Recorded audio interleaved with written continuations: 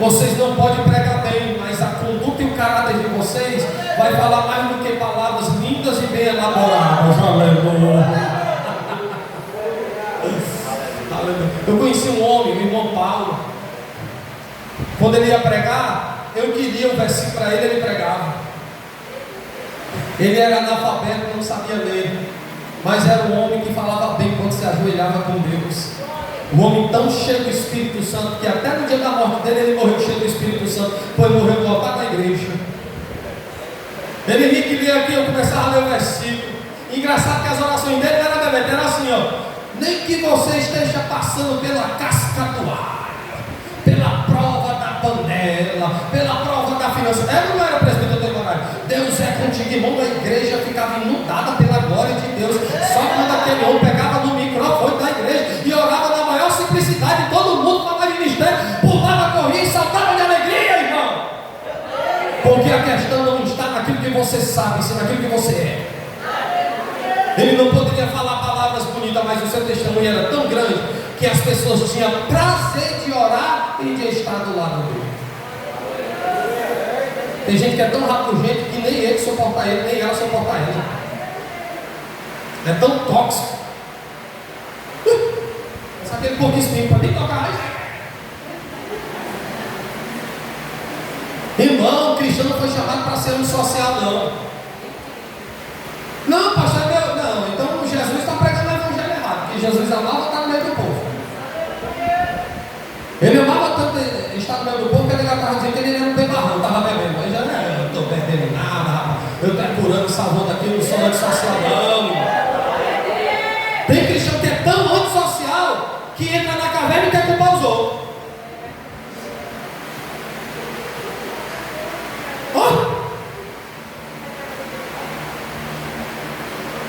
Se desprenda desse entendimento fútil que você tem. Porque quando você começar a se afogar, você vai se afogar sozinho. Não tem ninguém para te salvar. Então não reclama. Olha a sabedoria. Olha a sabedoria. Quer ser bem-aventurado? Quer ter deleite? Quer preparar o teu coração para manter a segurança dos teus pés na bem-aventurança? Nós vamos aprender com uma oração que está na Bíblia. Quem quer aprender, levante a mão e diga assim: eu quero. Provérbios capítulo 30, versículos 7, 8 e 9. Olha aí a oração.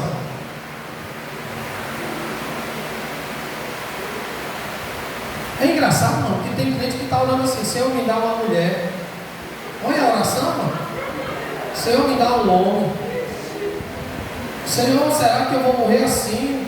Não vai aparecer ninguém? Cuidado com a história do irmão João, viu? Cuidado com a história do irmão João. O irmão João estava na oração. Aí começou a orar: escuta, vocês vão achar graça, mas faz sentido, cuidado. Aí o irmão João, ó o Marco Antônio, estava na oração, o irmão João, ó o Marco Antônio: Senhor, quando é que eu vou sair dessa indolência, dessa prova? Quando é que eu vou sair dessa luta? Será que eu não vou casar, Senhor? Será que tu não vai mandar uma mulher para a minha vida? Senhor, eu vou fazer o seguinte: a primeira mulher que entrar na igreja e me saudar com a paz do Senhor, é com essa que eu vou casar. Aí lá vem a varão do irmão João, cabelo pichain e banguela. Sem preconceito, meu irmão, é história. Porque às vezes você pede coisa que não deve e acaba recebendo, te vira. A Bíblia diz que nós não sabemos pedir como convém. Aí o camarada, a primeira mulher que me saudar com a paz do Senhor, essa será a mulher que eu vou casar. Aí entra lá a irmã Toninha. Aí lá vai a irmã. Tu acredita que o irmão João estava de joelho? Quando o irmão João se levanta, aí, irmão, a paz do Senhor, irmão João.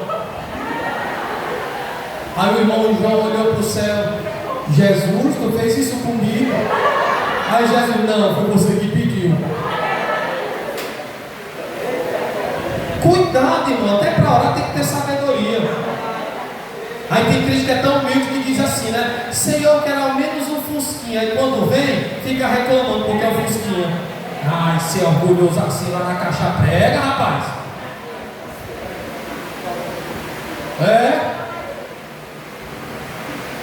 Eu falando sobre a rede domingo, a irmã não ficou tão alegre, ó. Eu pensei que a irmã não queria uma rede também para se balançar, né, irmão? Mas olha aí, ó, olha a oração, vai, cadê?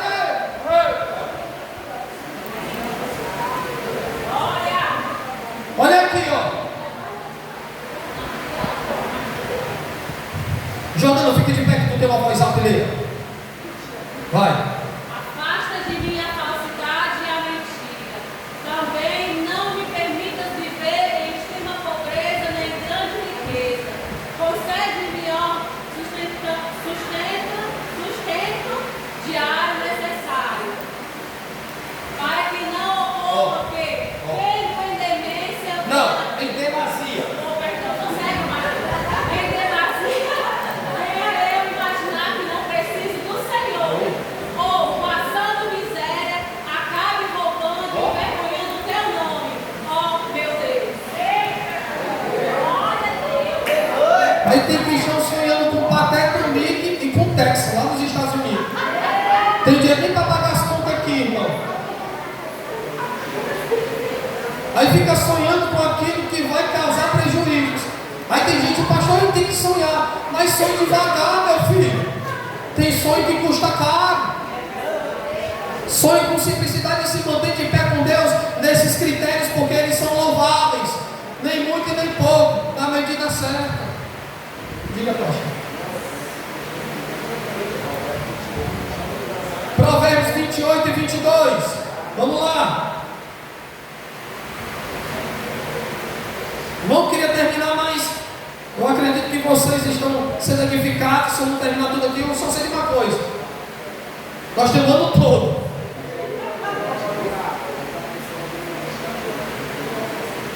Bem. E aí?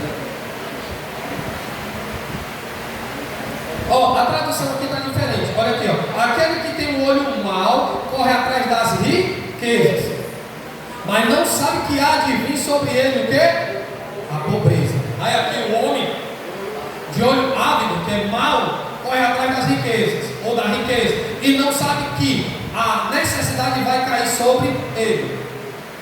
As riquezas aqui que está sendo reprovadas são as riquezas mal adquiridas. São riquezas que matam, riquezas que são extraídas ou geradas por meio da morte, por roubo, agiotagem, essas práticas e coisas assim parecidas, viu?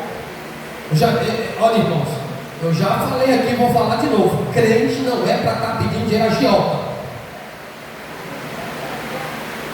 A agiotagem é pecado. Está passando alguma necessidade? Se a igreja não puder pagar com as contas, entre em contato com a gente que a gente dá um jeito, arruma comida para você, irmão. Levanta uma oferta aqui, mas você não vai se envolver com a agiotagem. A agiotagem é pecado.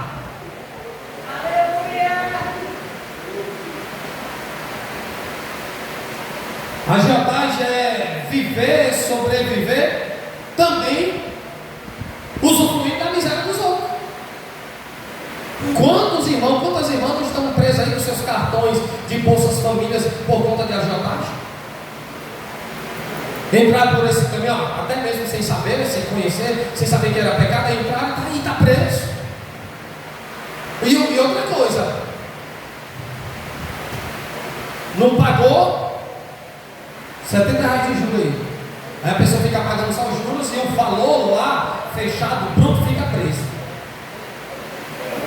Não quero crente aqui envolvido, nem prestando, nem pedindo emprestado.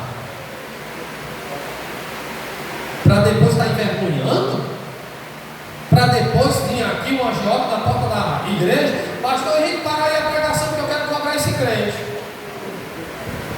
Sangue de Jesus tem poder, nos purifica de todo pecado, irmão.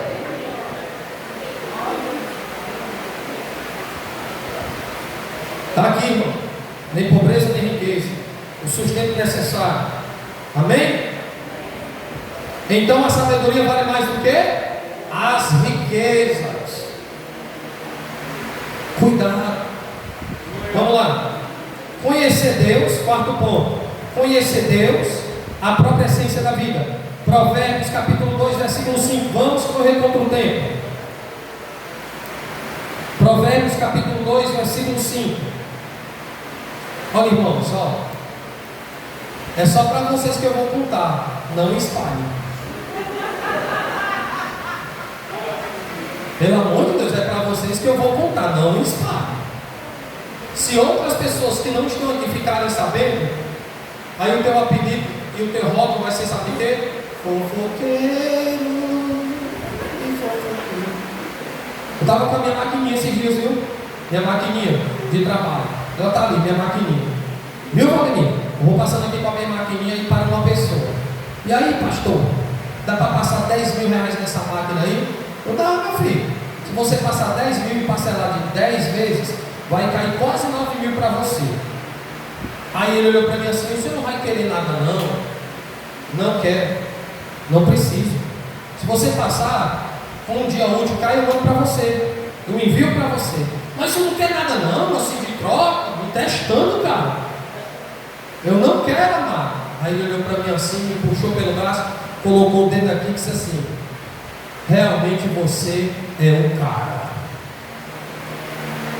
O diabo todo para me pegar, mas não pega. Glória a Deus. O diabo está doido que eu escandalizo. Mas se vocês orar por mim, a igreja orar por mim, ele não vai ter brecha.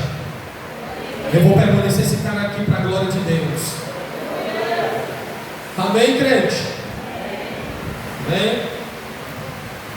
Sai da agiotagem, crente. Vamos lá, versículo 5. Então compreenderás o que significa o temor do Senhor e acharás o conhecimento de quem? Irmãos, eu serei breve nesse ponto e destacarei 3 fatores importantes para você conhecer a Deus, onde o mesmo é a própria essência da vida. Quem vai ligar, prestar atenção? Vamos lá. 3 características vitais para você conhecer a Deus, esse ser que é a própria essência da vida. São 3 coisas simples, mas se não forem praticadas, Deus se ocultará de nós. E a coisa ruim é Deus se ocultar da gente. É ruim quando Deus se oculta da gente. É por isso que tem muitos crentes que dentro das igrejas sem resposta, porque não procura na palavra a resposta certa. Aí fica procurando de forma vaga e vazia coisas aleatórias e subsídios para preencher sua mente. Aí você vive sem respostas divinas, porque você não consulta a Deus através das Escrituras.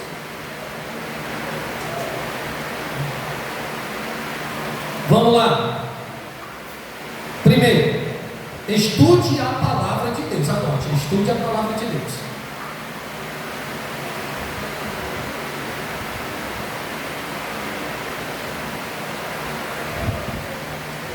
Josué 1 e 8. Josué capítulo 1, versículo 8. Estude a palavra de Deus. Pastor, eu já sei desse texto, não quero saber não. Vou ler. Josué capítulo 1, versículo 8. Que o livro da Torá, ou lei, esteja sempre nos teus lábios. Medita nele dia e noite, para que tenhas o cuidado de agir em conformidade com tudo que nele está escrito. Deste modo serás vitorioso em todas as tuas empreitadas e alcançarás bom êxito. A proposta de quem estuda as Escrituras é viver nesse moldes. Viver uma vida criteriosa, vitoriosa, ter êxito, ter sucesso. Irmãos, não existe crente que lê as Escrituras e não alcance bom êxito. Olha para cá. Eu já falei aqui e vou falar de novo. O problema dos pentecostais, principalmente os que não são verdadeiros, é que eles não têm prazer em ler as Escrituras, estudar a palavra. Por quê? Porque criou-se um método de culto dentro das Assembleias de Deus, que se a pessoa não falar em línguas, que que se a pessoa não pular, que se a pessoa não rodar, que se a pessoa não correr, o culto não teve produtividade. Foi a ideia que foi criada desses movimentos pentecostais. Surgiram dessa forma, creem dessa forma.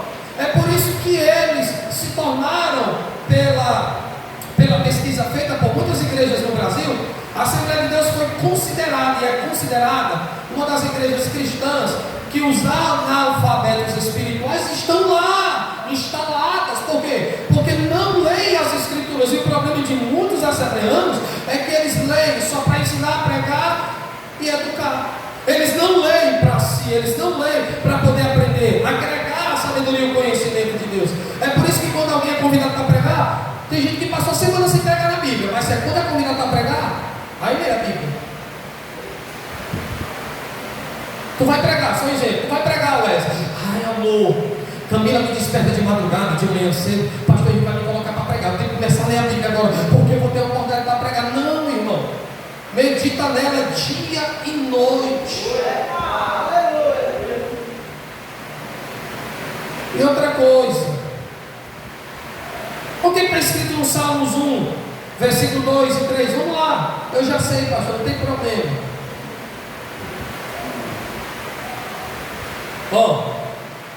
Ao contrário, sua plena satisfação está na palavra do Senhor, e na sua lei medita dia e noite. Ele é como a árvore plantada à margem de águas, corrente, dá fruto no tempo apropriado, e suas folhas não murcham. Tudo quanto realiza, prospera. Preste atenção, Josué 1:8. Josué está sendo convocado para viver a palavra, viver a lei tem que estar nos seus lábios, no seu coração, ele vai ter bom êxito. Salmos 1:3, quem medita nela de dia e de noite também vai ter bom êxito. Aí hoje nós temos, sabe o que dentro das igrejas? Crentes que reclamam demais. Só que tem é crente que reclama demais. Ele reclama, irmão, do ventilador. Reclama do ar-condicionado. Reclama do sol. Reclama do pregador. Tudo está errado, menos ele e ela. Você pode prestar atenção que não são cooperadores. Um crente que lê as escrituras e nela encontra bom êxito, boa realização, ele não vai estar reclamando, ele vai estar solucionando. Amém, jovens? Amém, obreiros na minha reta? Amém, senhora? Amém, obreiros? E nós temos vários subsídios que podem agregar e nos auxiliar. Escuta, irmão, na leitura bíblica. Ah, pastor, eu não gosto de livro. O meu negócio é eu e Jesus e a Bíblia. Pronto. Já que você não gosta de livros, já que você não gosta da revistinha da EBC, da Escola Bíblica Cristã, já que você não gosta de um devocional, de uma Bíblia de estudo, faça o seguinte: você está dizendo que só gosta da Bíblia? Então leia, estude, pesquise e pregue ela.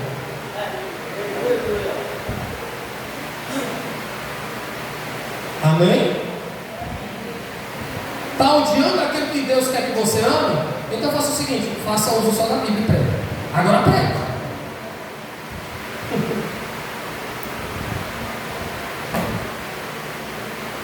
Sabe por que nós temos irmãs problemáticas, jovens, obreiros? Porque eles não consultam a palavra, não leem, não meditam, não estudam. Porque aqui você vai encontrar sabedoria para como agir, discordar de forma sábia, questionar de forma sábia. Você vai sempre estar ajudando e não atrapalhando, solucionando e não trazendo problemas.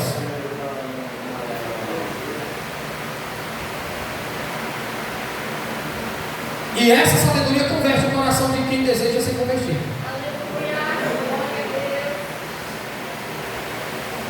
É por isso que os cristãos que não leem a Bíblia, não meditam nas Escrituras, eles estão se detendo mais naquilo que não edifica do que propriamente naquilo que edifica. Você já prestou atenção, mano? A guerra, quando se levanta uma conversa dentro da igreja, meu Deus, parece que a mente dessas pessoas estão refém dessas mazelas, dessas desgraças, que só faz atrapalhar o progresso da igreja local.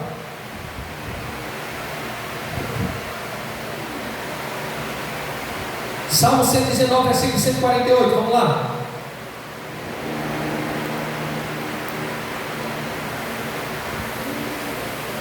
Salmo de número 119, versículo 148. Fico acordado nas vigílias da noite, a fim de refletir sobre as tuas promessas. Em outras traduções, palavras.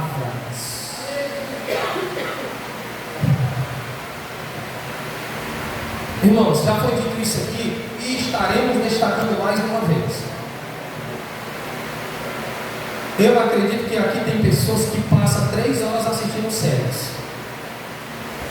Eu acredito que tem jovens aqui que estão assistindo aquela tal de Vandinha.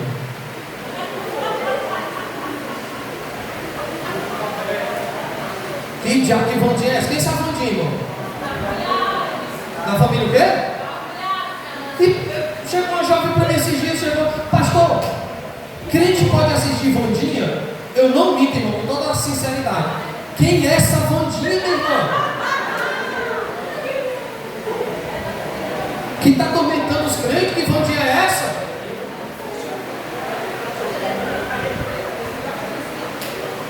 É por isso que nós temos muitas perguntas para fazer.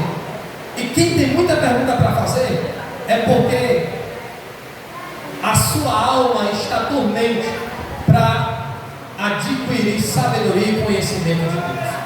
É por isso que a igreja está cheia de questionamentos. Já prestou atenção? No meio dos jovens, no meio das até no meio dos obreiros, cheio de questionamentos, perguntas aleatórias, coisas até mesmo bobas. Mas por quê? Porque não pega um dicionário bíblico, não investe em comentários, uma enciclopédia, dicionário Aurélio, não pega nem sequer em um devocional, por mais simples que seja. É por isso que dentro das igrejas há muitos questionamentos. Por quê? Porque não quer conhecer a Deus, a própria essência da vida, que está disposto a nos dar o seu conhecimento gratuitamente aqui nesta noite.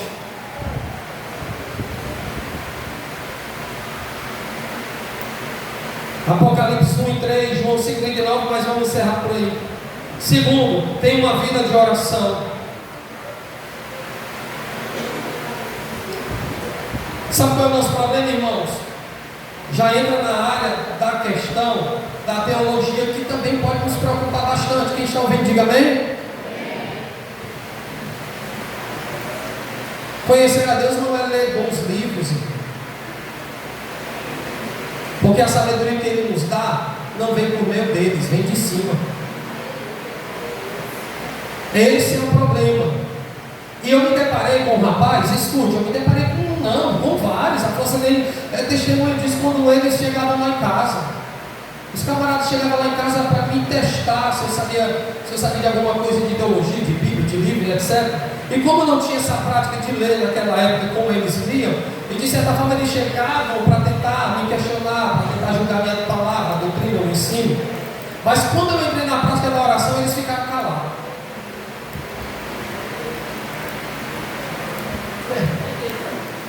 Eu perguntei, vocês oram? Eita, pastor, ó. Eu não converso com cru. Não converso com cru. Converso com quem ora. Vocês estão lendo livros demais e estão esquecendo o essencial, a oração. A prática da oração é o homem como todo. É alma, é corpo, é espírito, é sentimento, é pensamento, é as suas atitudes. A oração não é apenas uma conversa aleatória, é a entrega do homem como todo. Os camaradas só acordavam para estudar, para orar que era bom.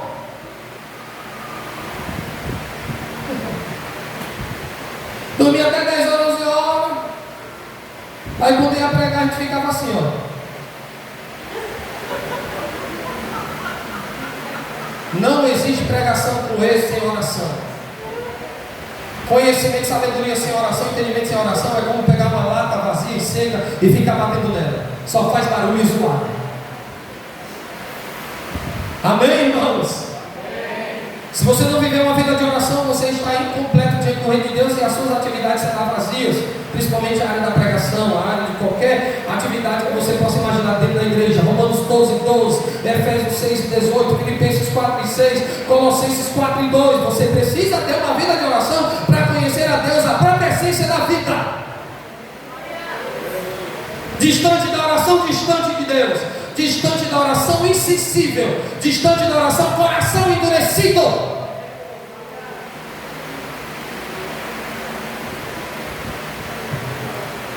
Terceiro, isso aqui, alguns podem até dizer, isso faz sentido? Faz. E como faz? Isso aqui é uma pancada para os desigrejados e descomprometidos. O que é um desigrejado? É um crente que escolheu se congregar em casa e para ele não tem liderança. É um que apenas visita igrejas, mas não faz parte da membresia. É um desigrejado. Os descomprometidos, ele até faz parte da membresia, mas não tem comprometimento com as atividades da igreja local. Não se envolve. Não está na unidade. E são reclamadores, viu? Murmuradores. Disse o apóstolo Isenino: quem muito reclama não faz nada. Pode pegar qualquer irmã aí do conjunto que fica reclamando direto, ver se elas fazem alguma coisa. Por exemplo, obreiros aqui, se começar a reclamar, ver se eles fazem alguma coisa. Quem muito reclama não faz nada. É por isso que a sabedoria nos ensina a silenciar. Porque o executar e o realizar é muito importante na vida de quem sabe. Tá vendo, mulher?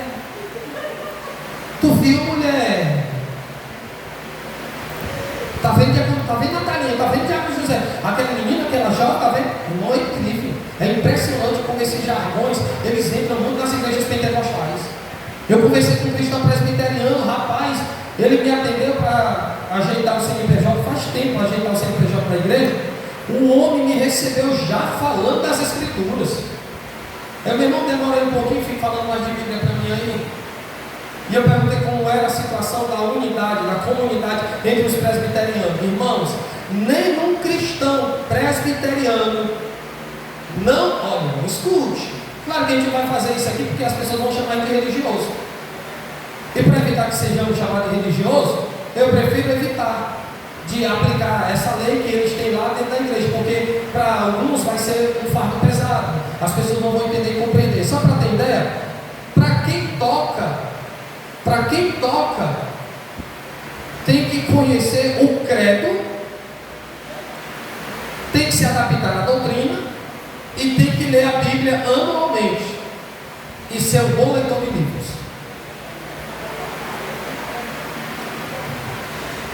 Os membros de baixo, vocês, é por isso que eu tenho um livro aqui, 10 marcas de um membro saudável e de uma igreja saudável.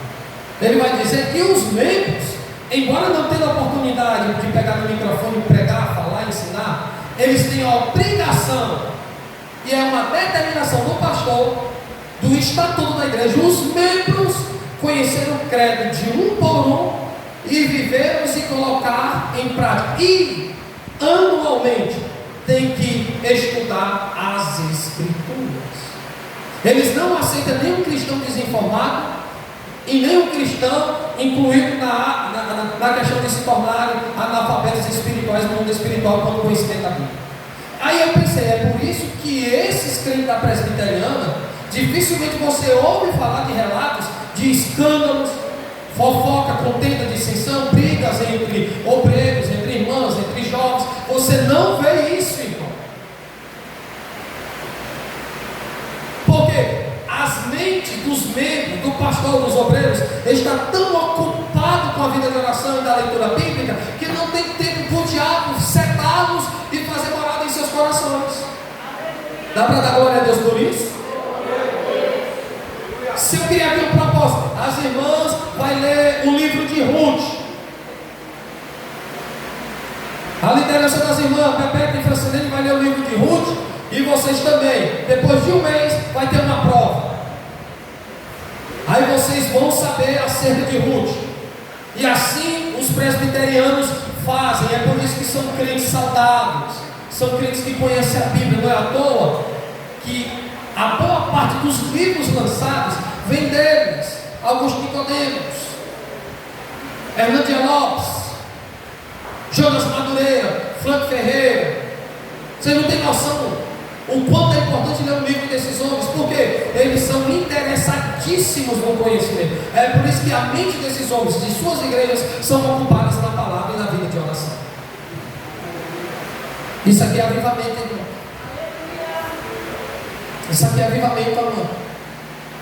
É por isso que de vez em quando entre vocês jovens aí tem picuinha, não lê Bíblia, não ora, não vigia, estão tudo na carne.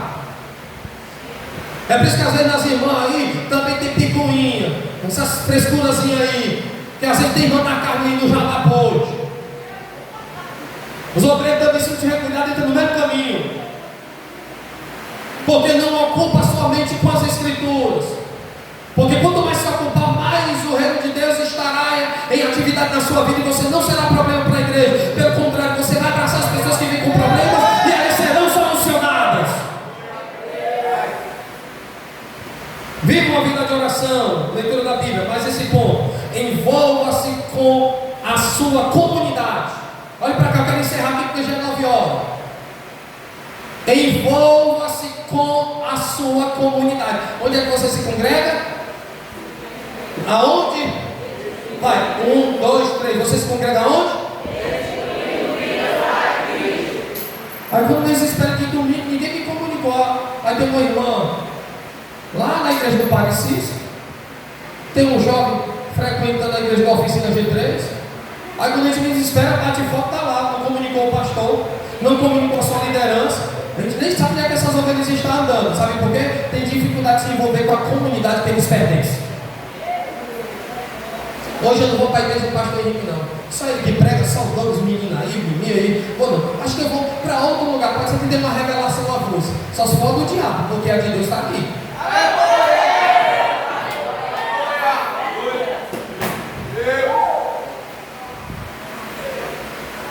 Aí a gente não sabe onde é que está a ovelha, o obreiro, ninguém comunica, ninguém fala nada. São pessoas insubmissas que têm dificuldade de se comprometer com quem? A sua própria comunidade. Olha para cá, por favor, olha para cá, olha para cá. Não seja rebelde. A ovelha só chega a dar cois quando ela está infectada, mas quando ela está saudável, ela não faz isso. E só bate de frente bode. Bode bate de frente, viu? Aí tem uns crintezinhos, não é ovelha, não é bode, quer bater de frente. Atitude de bode. Mas quem é ovelha, deixa o pastor, a liderança cuidar, subir em cima, tratar, passa o óleo.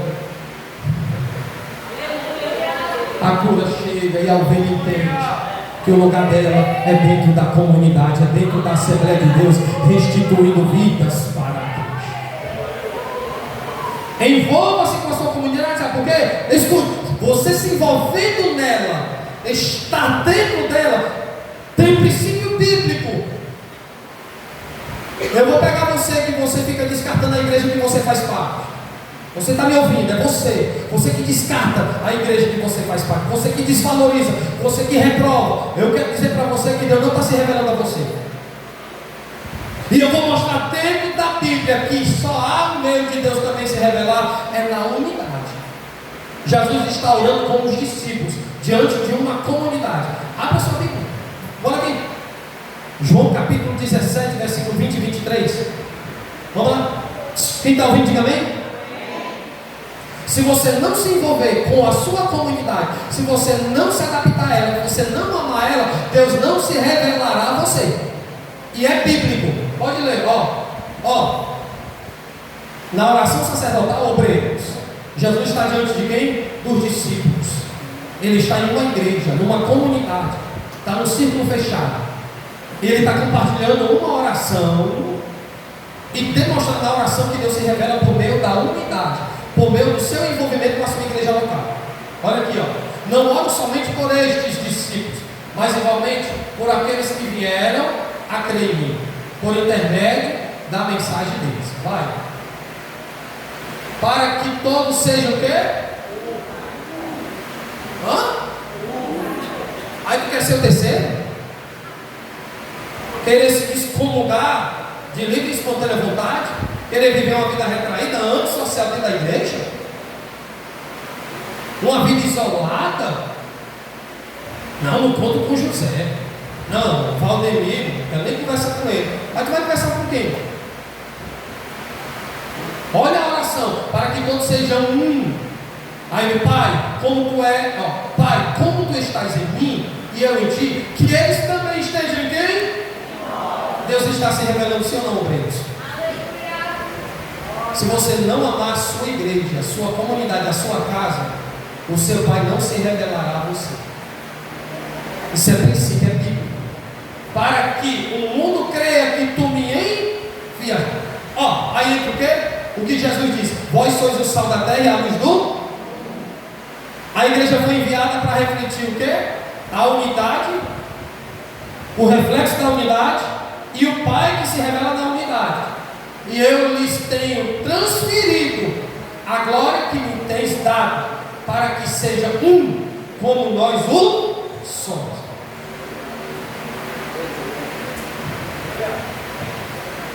Deus está se revelando no meio da unidade. Pastor, mas essa unidade é imperfeita. É por isso que você está nela, porque você é imperfeito.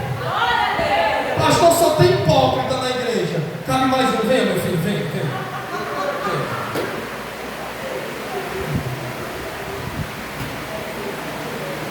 É o lugar de tratamento aqui.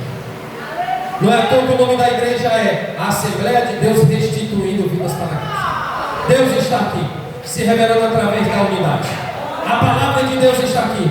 Ore, busque, medite, clame, persevere buscando a sabedoria. Venha a terça, que tem mais.